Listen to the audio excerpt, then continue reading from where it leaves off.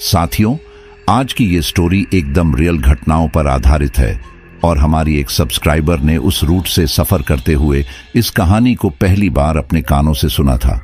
उनका नाम है रोमा। दरअसल रोमा का ननिहाल पश्चिम बंगाल में है और अक्सर उनका वहां पर आना जाना रहता है। लेकिन जब वो थोड़ी बहुत समझदार हुई और उम्र में काफी छोटी थी, तब उसने पहली बार उस भूतिया रेलवे स्टेशन के बारे में सुना था।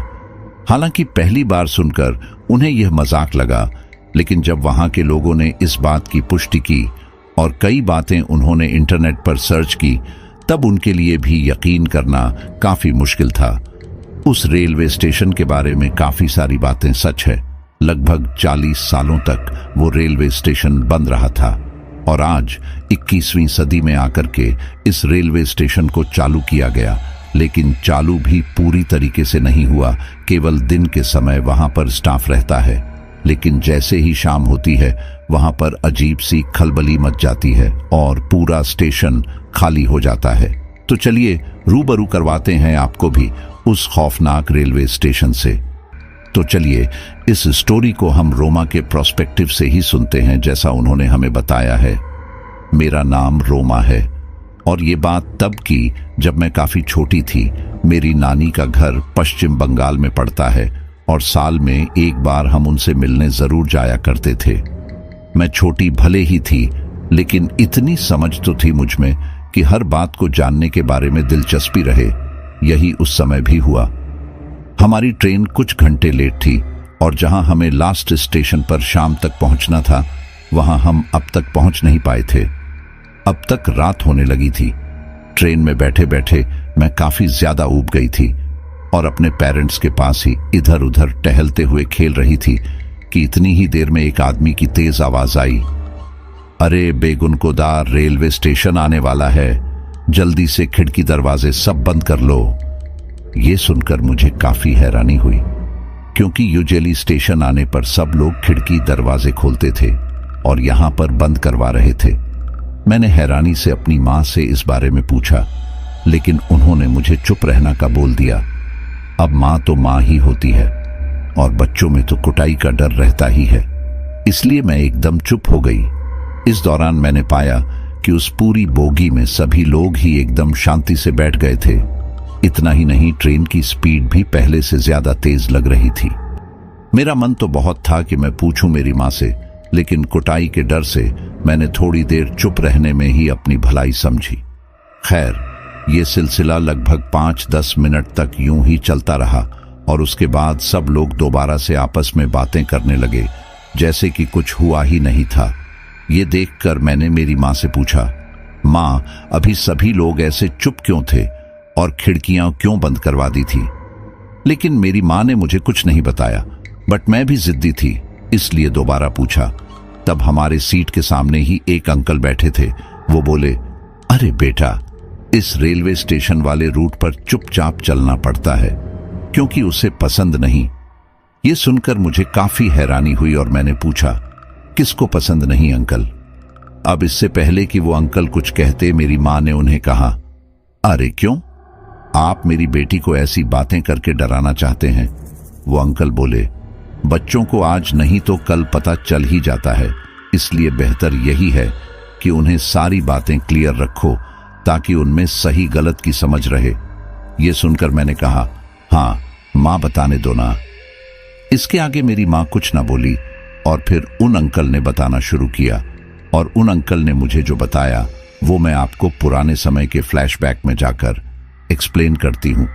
तो साल 1960 में पश्चिम बंगाल में बेगुनकोदार रेलवे स्टेशन बनने से आसपास के लोगों को काफी सुविधा हुई और आप समझ ही सकते हैं कि ये स्टेशन तब बना था, तब आने जाने के साधन बहुत ही कम हुआ करते थे। तो ऐसे में यह रेलवे स्टेशन लोगों के लिए काफी अच्छा रहा। डेली कई लोग उस स्टेशन पर आना जाना करते थे। उस इलाके में एक वही स्टेशन होने की वजह से वहां पर काफी चहल पहल भी रहती थी। उस समय सब कुछ बहुत अच्छे से चल रहा था वहां, लेकिन एक दिन वो हुआ जिसकी किसी ने कल्पना भी नहीं की थी। दरअसल हुआ यह कि रात के समय जब उस स्टेशन पर ज्यादा लोग नहीं हुआ करते थे, उस समय एक ट्रेन वहां आकर रुकी। उस ट्रेन में से कुछ यात्री बाहर निकले उन्हीं में से एक महिला भी थी। उस महिला ने सफेद साड़ी पहन रखी थी। शायद वह विधवा रही होगी, कुछ कह नहीं सकते, और उसके साथ भी कोई नहीं था। खैर, उस महिला की उम्र ज्यादा भी नहीं थी। ज्यादा से ज्यादा उसकी उम्र 30 या 35 रही होगी, इससे ज्यादा तो शायद नहीं रही होगी। उस महिला के पास एक पोटली भी थी, शायद उसके अंदर उसका सामान वगैरह रखा होगा। वो काफी कमजोर भी लग रही थी, शायद उसने काफी समय से कुछ खाया भी नहीं होगा। वो ट्रेन से उतरी और उतरकर पटरियों के रास्ते होकर जाने लगी। क्योंकि सामने जो एंट्रेंस था स्टेशन का थोड़ा दूर था, तो शायद इसलिए उसने पटरी से होकर जाने का रास्ता चुना होगा। वो महिला पटरी पर चल ही रही थी कि तभी अचानक वो महिला लड़खड़ाकर वहीं पटरी पर गिर पड़ी। उस समय ज्यादा लोग भी नहीं थे जो उसे संभाल सके, और वो महिला जिस हिस्से से जा रही थी वहां पर उस समय अंधेरा था, और 1960 के समय तो वैसे भी लाइट ज्यादा नहीं आती थी उस एरिया में, और स्टेशन के उस पटरी वाले हिस्से की तरफ तो उस समय ज्यादा लाइट भी नहीं थी, और वहां पर लोग भी नहीं थे, इसलिए किसी ने उसे वैसे नहीं देखा। अब यहां शायद वह औरत वही पटरी पर बेहोश हो गई थी, इसलिए वह उठ भी नहीं पाई। इसी दौरान वहां उस पटरी पर से एक ट्रेन गुजरी। वह महिला अभी भी उस पटरी बेहोश पड़ी हुई थी। उस महिला को बिल्कुल आवाज नहीं आ रही थी कि सामने से ट्रेन आ रही है। कुछ ही पलों में वो ट्रेन उस महिला के ऊपर से निकल गई। वो महिला उन पटरियों पर बीचों बीच ही थी, और उस ट्रेन ने उस महिला के ना जाने कितने टुकड़े कर दिए। कुछ रेलवे कर्मचारी लगभग सुबह के समय जब वहां आए तो पटरी पर उस महिला का क्षत विक्षत शव देखकर सकते में आ गए। उन लोगों ने इसके बारे में स्टेशन मास्टर को खबर दी, और स्टेशन मास्टर ने पास ही के पुलिस स्टेशन में इस बारे में सूचना दी। पुलिस ने महिला के शव को कब्जे में लेकर छानबीन की, लेकिन उन्हें पता नहीं चल पाया कि आखिर वो महिला कौन थी। उस महिला की पोटली भी चेक की गई, लेकिन उसके अंदर सिवाय कपड़ों के कुछ भी नहीं था। जब काफी समय तक भी उस महिला के बारे में कुछ पता नहीं चला और ना ही किसी ने उसके बारे में कोई खोज खबर ली, तो पुलिस ने इस केस को यही बंद कर दिया। अब यहाँ पर सब लोगों को ये एक सामान्य घटने लगी, और सब इसे जल्दी ही भूल भी गए, क्योंकि अक्सर रेलवे स्टेशन पर लोग सुसाइड करने के लिए आते हैं। सब लोगों को यही लगा कि हो ना हो यह महिला भी यहाँ पर इसी काम के लिए आई होगी, लेकिन असली खेल तो अब यहाँ से शुरू होने वाला था, और यह इतना खतरनाक होने वाला था कि इसकी वजह से आगे जो हुआ वह आप सुनकर यकीन भी नहीं करेंगे। इसी घटना के 2-3 दिन बाद एक रात वहां का स्टेशन मास्टर अपने केबिन में बैठा काम कर रहा था। आज उसे काम ज्यादा था, इसलिए वो अभी तक घर नहीं गया था। लेकिन ठीक इसी दौरान उसे केबिन के बाहर से किसी लड़की की आवाज आई। वो आवाज सुनकर स्टेशन मास्टर अपने केबिन से बाहर आया। बाहर आकर उसने देखा कि वहां ज्यादा लोग नहीं थे, और ज्यादातर लोग तो आदमी ही थे। स्टेशन मास्टर अपने केबिन से थोड़ा आगे आया और फिर एक तेज आवाज में बोला, आप में से किसने मुझे आवाज दी? ये सुनकर वे सारे लोग एक दूसरे का मुंह ताकने लगे। तभी उनमें से एक बोला, नहीं सर, हम में से तो किसी ने आपको नहीं बुलाया। ये सुनकर स्टेशन मास्टर को लगा कि शायद ये उसका वहम होगा, इसलिए वो वापस अपने केबिन में आकर बैठ गया। कुछ ही देर में वहां एक ट्रेन आई, और वहां बाहर बैठे लोग उस ट्रेन में बैठकर चले गए, और अब उस स्टेशन पर फिलहाल कोई नहीं था। 1960 के समय वैसे भी लोग रात के समय ना के बराबर ही सफर करते थे, क्योंकि उस समय आज के समय के जितनी सुविधाएं नहीं थी। ऊपर से उस स्टेशन की आसपास की जगह थोड़ी सुनसान भी थी, जिस वजह से वहां रात के समय लोग कम ही सफर करते थे। खैर, अब उस सुनसान स्टेशन पर वो स्टेशन मास्टर बिल्कुल अकेला था। अब आप सोच रहे होंगे कि स्टेशन मास्टर इतनी रात गया क्यों नहीं, तो मैं आपको बता दूं कि उस स्टेशन मास्टर को रेलवे की तरफ से उसी स्टेशन के पास ही रहने के लिए एक क्वार्टर दिया गया था। इसी वजह से उसने सोचा कि चलो पहले काम निपटा लूं, फिर अपने कमरे में चला जाऊंगा। ट्रेन जाने के बाद स्टेशन मास्टर वापस अपने केबिन में आकर काम करने लगा। उसे वहां पर काम करते हुए अभी 5 से 7 मिनट हुए होंगे कि तभी उसे बाहर से दोबारा से किसी लड़की की आवाज आई। स्टेशन मास्टर दोबारा से बाहर गया और आसपास देखा, लेकिन वहां कोई भी नहीं था। ये देखकर स्टेशन मास्टर दोबारा अपने केबिन में आ गया, लेकिन इस बार उसे कुछ गड़बड़ लगने लगी थी। इसलिए उसने अपने केबिन के दरवाजे के की होल से बाहर झांकने की कोशिश की, लेकिन उसे बाहर सब नॉर्मल लगा। थोड़ी देर बाद वो आवाज उसे दोबारा आई और इस बार वो स्टेशन मास्टर बाहर जाने की जगह उस केबिन के दरवाजे को ही हल्का सा खोलकर बाहर झांकने की कोशिश करने लगा। जब उसने उस दरवाजे से बाहर झांका तो हैरान रह गया, क्योंकि सामने मौजूद पटरी पर एक सफेद साड़ी वाली औरत टहल रही थी। उस औरत को देखकर उस स्टेशन मास्टर ने पहले तो अपनी आंखें साफ की, यह सोचकर कि कहीं उसे कोई वहम तो नहीं हो रहा, लेकिन फिर जब उसने दोबारा देखा तो पाया कि सच में ट्रेन की पटरी पर एक सफेद साड़ी वाली महिला थी। वो महिला देखने में साधारण महिला जैसी नहीं लग रही थी। उसके बाद खुले थे जो कि आगे की तरफ बिखरे हुए थे। सफेद साड़ी पर कहीं कहीं जगह पर लाल लाल धब्बे थे और वो धीमे धीमे कदमों से उन पटरियों पर चल रही थी। तभी अचानक वो महिला अपनी जगह पर रुकी। उसे रुकता देख स्टेशन मास्टर काफी ज्यादा घबरा गया। अब इससे पहले कि वह कुछ सोच पाता, उस महिला ने स्टेशन मास्टर के केबिन की ओर देखा। इससे स्टेशन मास्टर पहले से ज्यादा घबरा गया और उसने अपना केबिन अंदर से लगा लिया।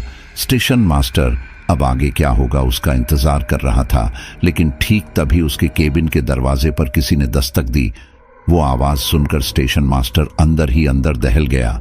उसे लगा कि हो ना हो ये वही सफेद साड़ी वाली औरत होगी, इसलिए उसने ना ही कोई प्रतिक्रिया दी और ना ही दरवाजा खोला। वो खटखटाने की आवाज दोबारा आई, लेकिन स्टेशन मास्टर ने इस बार भी वैसा ही किया। कुछ देर बाद उसे किसी के कदमों की वापस जाने की आवाज सुनाई दी। स्टेशन मास्टर अपने केबिन में मुंह पर हाथ रखकर बैठा उस औरत के वापस जाने का इंतजार करने लगा।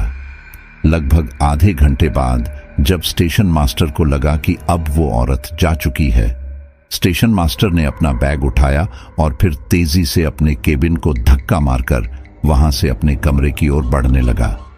कुछ देर में स्टेशन मास्टर अपने केबिन की ओर बढ़ गया।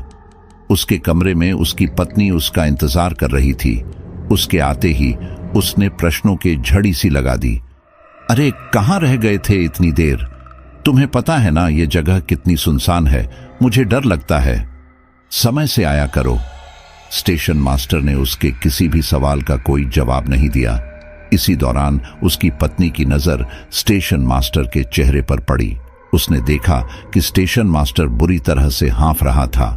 वो पसीने से एकदम तरबतर था, जबकि उस समय हल्की हल्की सर्दी आ चुकी थी, तो पसीना आने का तो सवाल ही नहीं होता। उसने स्टेशन मास्टर से पूछा, अरे क्या बात है, इतने घबराए हुए क्यों लग रहे हो? मैराथन में दौड़कर आए हो क्या? स्टेशन मास्टर ने उनसे एक गिलास पानी पीने को मांगा।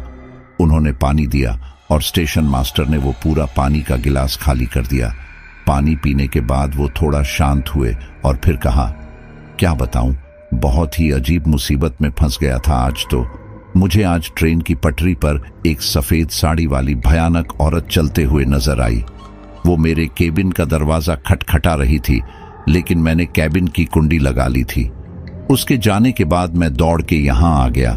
आज के बाद रात होने तक मैं वहां नहीं रुकूंगा। शाम होते ही मैं यहां आ जाऊंगा, जो होगा देखा जाएगा। उनकी बात सुनकर उनकी पत्नी काफी ज्यादा घबरा गई, क्योंकि वो पूरे दिन यहां पर अकेले ही रहती थी और ऐसे में वो इस तरह की बातें कर रहे हैं।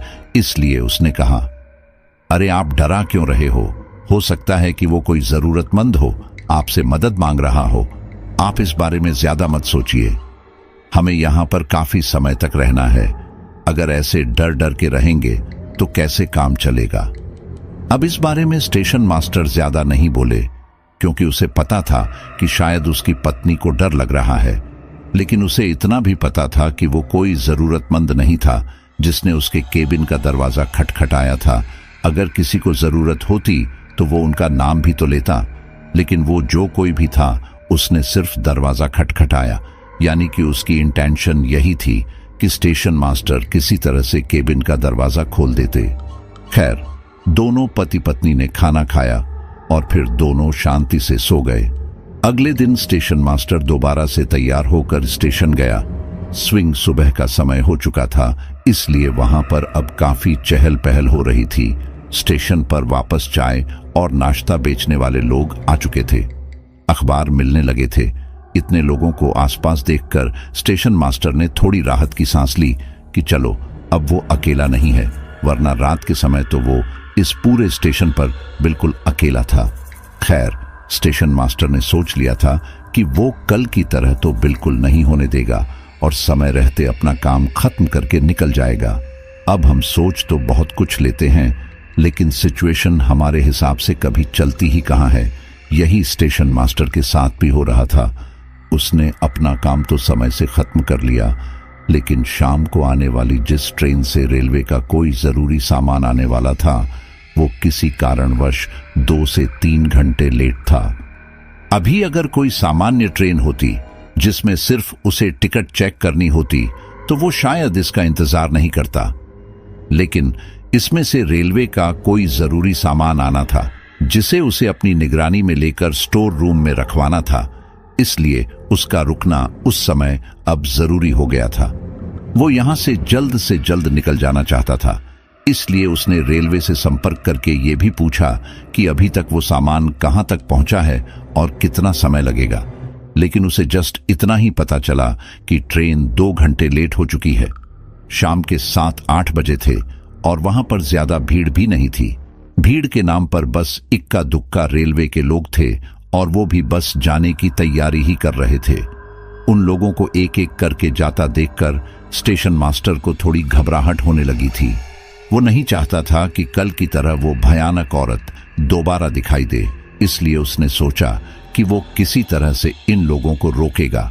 इसलिए उसने उनमें से एक चाय वाले को रोककर चाय देने के लिए कहा। अब चाय वाला स्टेशन मास्टर को तो मना नहीं कर सकता था, क्योंकि उसे यहां पर काम करना था। उसकी रोजी रोटी यहीं से चलती थी और अगर उसने स्टेशन मास्टर को चाय देने से मना किया तो हो सकता है कि वो यहां काम ना कर पाए। इसलिए उसने चाय निकाली और स्टेशन मास्टर को चाय दे दी। चाय लेते ही स्टेशन मास्टर यहां वहां की बातें करते हुए उसे उलझाए रखने की कोशिश करने लगा, ताकि वो चाय वाला बातों में लगकर वहीं पर रुके। वो चाय बेचने वाला बंदा भी वहीं पर रुककर उनके साथ बातें करने में मशगूल हो गया। इस दौरान आसपास के सारे लोग एक एक करके जाने लगे, लेकिन चाय वाले ने और स्टेशन मास्टर ने इस ओर ज्यादा ध्यान नहीं दिया। चाय वाले को तो यह खैर पता ही नहीं था कि यहां पर क्या सीन चल रहा है। वही स्टेशन मास्टर इससे खुश था कि चलो कम से कम आज वो अकेला नहीं है, उसके साथ चाय वाला है, तो हो सकता है कि उसे कल की तरह वो औरत दिखाई न दे। वो दोनों वहां बातें कर ही रहे थे कि तभी उस चाय वाले की नजर पटरी पर दूर खड़े एक सफेद साए पर गई। उसे देखकर वो चाय वाला बोला, साहब, वो अजीब सी चीज क्या है जो पटरी पर खड़ी है? ये सुनकर स्टेशन मास्टर के चेहरे पर हवाइयां उड़ने लगी। उसे पसीने आने लगे। उसे पता चल चुका था कि ये सफेद सी चीज क्या है। उसने तेजी से उस चाय वाले को अपने साथ लिया और उसे लेकर अपने केबिन में बढ़ गया। चाय वाले को समझ नहीं आ रहा था कि आखिर ये करना क्या चाहता है। उसने स्टेशन मास्टर से पूछा, साहब, आप मुझे केबिन के अंदर क्यों ले जा रहे हो? आप बताते क्यों नहीं कि वो क्या है? लेकिन स्टेशन मास्टर बिना कुछ कहे उसे जल्दी से अपने केबिन के अंदर ले आया। केबिन के अंदर जाकर उसने दरवाजा लगाया और फिर धीमी आवाज में कहा, देखो, मेरी बात ध्यान से सुनो। ये सफेद सी चीज जो कुछ भी है ये खतरनाक हो सकती है, क्योंकि मैंने इसे पास से देखा है। ये कोई औरत है जो पटरी पर चलती है और मुझे नहीं पता वो ऐसा क्यों करती है, लेकिन मुझे नहीं लगता कि उसके पास चलना ठीक रहेगा, क्योंकि वो मुझे इंसान नहीं लग रही। यह सुनकर वो चाय वाला थोड़ा घबरा गया और गुस्से में बोला, जब आपको ये सब पता है तो आपने जानबूझकर मुझे यहां क्यों रोका? अरे, मेरे भी छोटे छोटे बच्चे हैं, घर पर पत्नी है। अगर मुझे कुछ हो गया तो उनका क्या होगा? स्टेशन मास्टर को पता था कि उसने गलत किया है। उसने अपने साथ साथ इस चाय वाले की जान को भी खतरे में डाल दिया है, इसलिए उसने उससे माफी मांगी। अब यहां पर आप लोग ये सोच रहे होंगे कि वो चाय वाला इतनी आसानी से उस स्टेशन मास्टर की बात कैसे मान गया। तो यहां मैं आपको बता दूं कि उस समय लोग किसी की भी ऐसी बात पर बहुत जल्दी मान लिया करते थे और अभी तो लोग बाल की खाल निकालने लग जाते हैं, लेकिन उस समय लोग सुनी सुनाई बातों पर बहुत आसानी से भरोसा कर लेते थे। केबिन में आकर वे दोनों काफी घबराए हुए थे। इसी दौरान वो स्टेशन मास्टर बोला, 1 घंटे में तुम यहां से निकल जाना। ये सुनकर वो चाय वाला गुस्से में बोला, इसकी क्या गारंटी है कि वो औरत मुझे आगे नहीं मिलेगी? मैं यहां से कहीं नहीं जाने वाला। अब जैसे तैसे यह रात कटे, उसके बाद तो कल सूरज ढलने के बाद मैं यहां आऊंगा ही नहीं, फिर चाहे दुनिया इधर की उधर हो जाए। इस पर स्टेशन मास्टर कुछ नहीं बोला।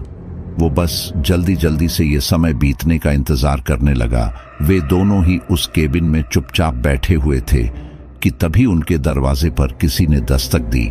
वो आवाज सुनकर वो दोनों पहले से ज्यादा घबरा गए, लेकिन उन्होंने इसके ऊपर कोई प्रतिक्रिया नहीं थी, ना ही बाहर की तरफ से कोई आवाज आई। कुछ देर बाद किसी ने दोबारा दरवाजा खटखटाया और फिर वो आवाज आनी बंद हो गई। ऐसा होते ही वो दोनों थोड़े शांत हुए और फिर अगले ही पल वो चाय वाला उठकर उस केबिन के दरवाजे के की होल से बाहर की ओर झांकने लगा। तब उसने देखा कि पटरी पर सफेद साड़ी में कोई महिला आगे की ओर जा रही थी। उस औरत की वेशभूषा से वो कोई सामान्य औरत तो लग नहीं रही थी, इसलिए वो चाय वाला घबराते हुए एक कोने में बैठ गया। वो दोनों न जाने कितनी देर तक केबिन में बैठे रहे। उन दोनों में से किसी की भी बाहर जाने की हिम्मत नहीं हो रही थी। लगभग 1.5-2 घंटे बाद स्टेशन मास्टर बोला, मुझे नहीं लगता कि अब वहां कोई खतरा है, हमें घर चलना चाहिए। ये सुनकर वो चाय वाला बोला, अरे तुम तो यहीं रहते हो, इसीलिए तुम तो यहां से बच के निकल जाओगे, लेकिन मेरा क्या होगा? मुझे तो यहां से जाने के लिए इस इलाके को और इस जंगल को पार करके जाना होगा। अगर उसने मुझे पकड़ लिया तो, इसलिए मैं कहीं नहीं जाऊंगा, ना ही तुम्हें जाने दूंगा। स्टेशन मास्टर बोला, ठीक है, फिर तुम मेरे साथ मेरे क्वार्टर में चलो, वही सो जाना, क्योंकि यहां रहना ठीक नहीं है। हो सकता है कि वो रात में दोबारा आ जाए। उस चाय वाले को उसकी बात सही लगी और फिर वो दोनों जल्दी से उस केबिन से निकलकर स्टेशन मास्टर के क्वार्टर की तरफ बढ़ गए। क्वार्टर के दरवाजे पर पहुंचकर स्टेशन मास्टर दरवाजा खटखटाता है, लेकिन किसी ने दरवाजा नहीं खोला। फिर अगले ही पल स्टेशन मास्टर ने दोबारा दरवाजा खटखटाते हुए कहा, अरे भाग्यवान, ये मैं हूं, दरवाजा खोलो।